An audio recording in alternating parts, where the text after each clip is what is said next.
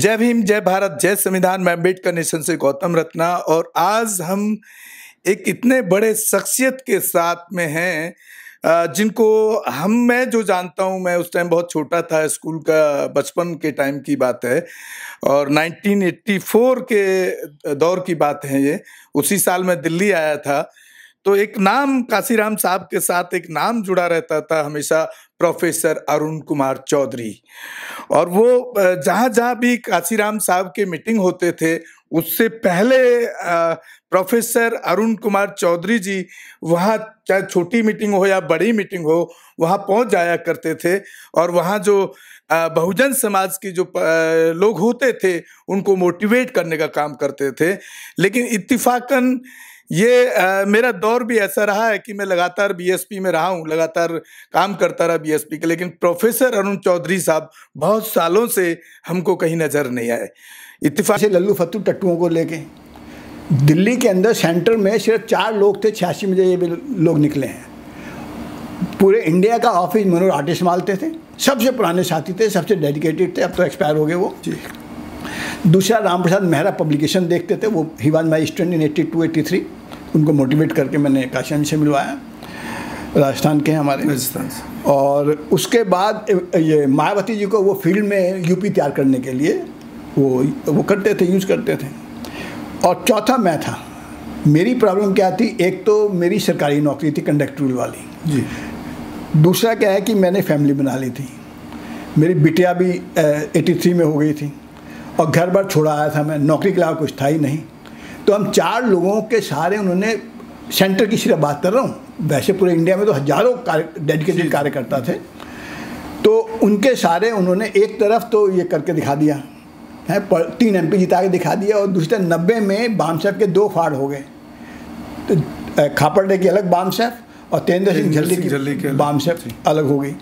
तो ये सब जो हुआ तो इसकी वजह से काशीराम जी और कंपेल हो गए। वो खुद कहते थे कि मायावती को मैंने आगे नहीं बढ़ाया है।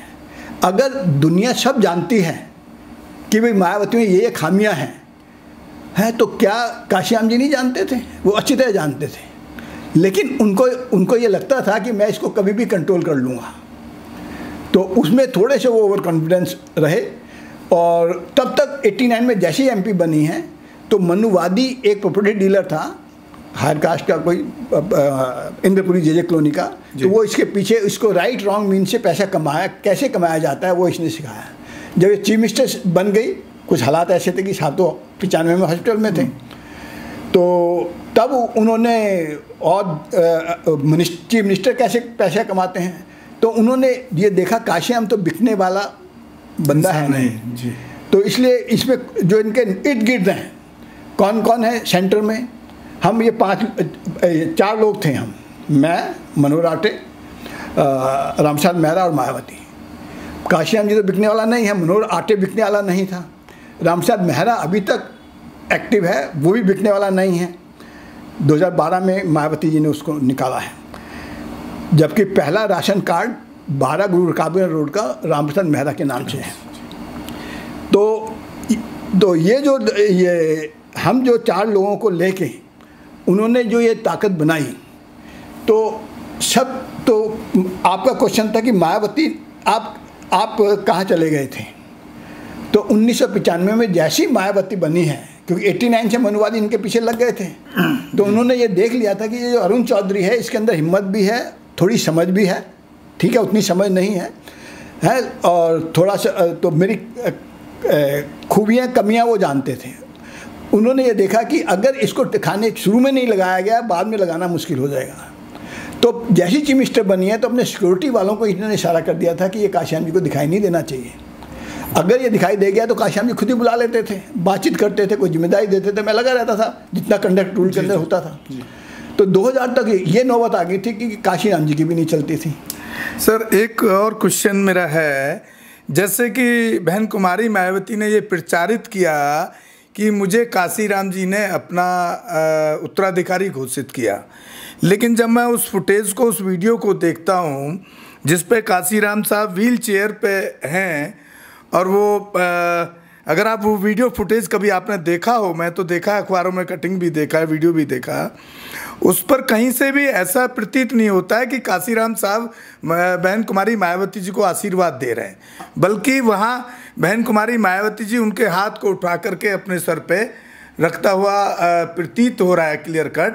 और वो कहती हैं कि भाई मेरे को उन्होंने एज ए अपना शिष्या के तौर पे मेरे को एक्सेप्ट कर लिया और सारी कमान पार्टी की मायावती जी के हाथ में दी थी। इसमें कितना सच्चाई है? जो आपने कहा है ये मैं तो उस मीटिंग में था नहीं जी, सिर्फ आपसे ही नहीं, मैं बहुत लोगों से सुना है कि ये बिल्कुल ठीक कहा है।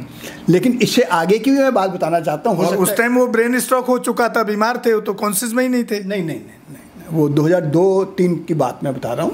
वो तो 2002 की बात, 2001 या 2 की बात बता रहे हैं। उस समय तो ठीक ठाक थे। 2003 सितंबर में उनको ब्रेन स्ट्रोक हुआ जी। तो जो आपने कहा ये 2002 की बात ठीक है, और उनके मूड भी देखो, जो आप बता रहे हैं वीडियो, मूड देखो तो साफ खुश नहीं थे। लेकिन इससे आगे की बात मैं बता रहा हूँ जो मेरे को अभी पता चली है जी।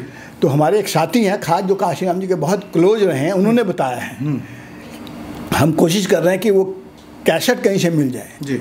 तो उसमें उन्होंने बताया कि जो साहब के साथ रहते थे, तो उन्होंने बताया कि साहब ने क्या कहा था।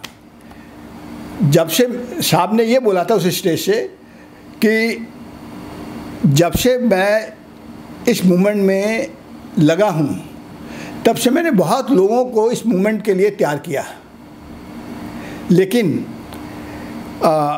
आज मैं देखता हूँ तो मेरे को मैं ज़्यादा इस ढंग से उन्होंने बोला कि मैं ज़्यादा खुश नहीं हूँ, और ऐसा नहीं लगता कि कोई ऐसा जिसको मैं ये शॉर्ट में ये कहने का मतलब था एब्सोल्युटली मैं ये कह सकूं। लेकिन फिर भी मायावती जैसे काफ़ी मेहनत कर रही हैं, तो मेरे को लगता है कि मायावती शायद इस मूवमेंट को रास्ते पे आगे बढ़ाएंगी। ये शब्द थे, तो इस शब्द का कैसेट हमारे कुछ साथी ढूंढने की कोशिश कर रहे हैं जिन्होंने ये इन्फॉर्मेशन बताई है। उनसे मैंने कहा वो कैसेट निकालो, क्योंकि ये हमारी उत्तराधिकारी है। और एक ये कि मेरे बहुत से लोगों को मैंने सेकंड लाइन के लिए तैयार किया था, उनमें से एक मायावती भी है। तो आज मेरे को कोई दिखाई नहीं दे रहा कि जो इस मूवमेंट को मेरे जैसे आगे बढ़ा सके, लेकिन फिर भी आज जितनी ये मेहनत कर रही हैं तो मेरे को लगता है कि शायद ये आगे बढ़ाएगी मेरे मूवमेंट को। सर एक सवाल और है, मुझे तो बड़ा तकलीफ़ होती है अंदर से। बहन कुमारी मायावती और बैसपा को जो आज चलाने वाले लोग हैं, चाहे वो जिला अध्यक्ष हैं, कोऑर्डिनेटर हैं, राष्ट्रीय उपाध्यक्ष हों, जो भी जिस डेजिग्नेशन पे पार्टी में काम कर रहा है, वहाँ मुझे लगता है एक व्यक्ति के प्रति एक अंधभक्ति का एक दौर मुझे दिखता है। और इसमें मैंने को एक बात और बड़ा तकलीफ़ होती है मुझे कि जिसमें कहा जाता है, अब जो बैसपा के जो लोग हैं वो कहते हैं कि साहब काशीराम जी ने कभी ये नारा ही नहीं दिया, तिलक तराजू और तलवार इनको मारो जूते चार। मैं जहाँ तक समझता हूँ, मैं जितने टाइम मैंने देखा है, तो ये साहब का नारा था। इसको आज डिनाई बैसपा कैसे करती है? ये इसको किस तरह देखते हैं और ये सच्चाई है या नहीं? सुनो, तिलक तराजू और तलवार इनको मारो जूते चार, या गांधी के अगेंस्ट में बहुत से लोग नारे लगाते थे जी। काशीराम जी का ये नेचर ही नहीं था। जब DS4 से संघर्ष चल रहा था तो हमारे लोगों में बहुत जोश था। तो कहीं ये मध्य प्रदेश या यूपी में किसी जगह पे कुछ लोकल लोगों ने ये नारा बनाया और काशीराम जी ने सुना, और काशीराम जी को तो बड़ा अच्छा लगा उनको। और जर्नलिस्ट ने पूछा इनसे, बाद में किसी इंटरव्यू में पूछा, भाई आप ऐसे नारे लगवाते हो?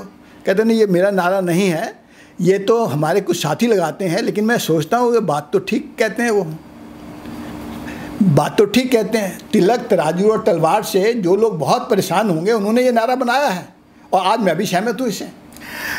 सर मैं थोड़ा सा और यहाँ पे आपको अभी ले जा रहा हूँ। और अभी मैं बॉम्बे में, जहाँ बाबा साहब ने बोधि वृक्ष की 1953 के अंदर स्थापना की, वहाँ के एक शख्स का मैंने अभी पीछे मेरी मुलाकात हुई है, इंटरव्यू भी किया मैंने उनका छोटा सा।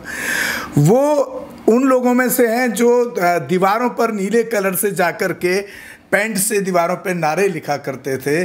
उन्होंने भी इस बात को एक्सेप्ट किया कि बैसपा का नारा था, और मैं उन लोगों में से हूँ जिसने दीवारों पर इस नारे को लिखने का काम किया। सुनो, ये जब ये नारा शुरू में साहब ने सुना था जी, तो साहब बहुत खुश हुए थे। इसका मतलब साहब ने एक्सेप्ट किया, लेकिन साहब ने कॉइन किया, साहब ने नारा बना के दिया, ये गलत है।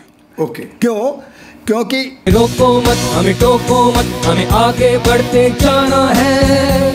जय भीम का नारा लगाना है, जय भीम का नारा लगाना है, जय भीम, जय भीम। अंबेडकर नेशन चैनल आर्थिक समस्या से गुजर रहा है। अगर आप बहुजन समाज में बाबा साहेब अंबेडकर और तथागत बुद्ध की विचारधारा को अधिक से अधिक लोगों तक पहुंचाना चाहते हैं तो हमें आर्थिक सहयोग प्रदान करें, ताकि हम अपने चैनल के माध्यम से देश विदेश में समता, बंधुता, एकता और संवैधानिक अधिकारों को ज्यादा से ज्यादा लोगों तक पहुंचा सकें। आप अपनी सहायता राशि नीचे लिखे खाते में जमा करा सकते हैं। खाता धारक गौतम रत्ना, खाता संख्या 3169576865 IFSC कोड SBIN 0060336, बैंक भारतीय स्टेट बैंक।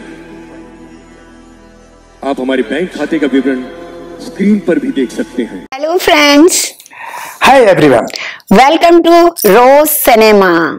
रोज सिनेमा पे आपका स्वागत है, जहां आपको देखने को मिलेगा hosting, action, comedy, suspense, sting, untold story. हमारे चैनल रोज सिनेमा को लाइक, शेयर एंड सब्सक्राइब करना मत भूलिएगा। भूलिए। मैं गौतम रत्ना आपका बहुजन फिल्म प्रोडक्शन में स्वागत करता हूं और आप हमारे प्रोडक्शन हाउस के अंदर अपना कैरियर बना सकते हैं as a film director, as a producer and actor and actress and editor and cinematographer also.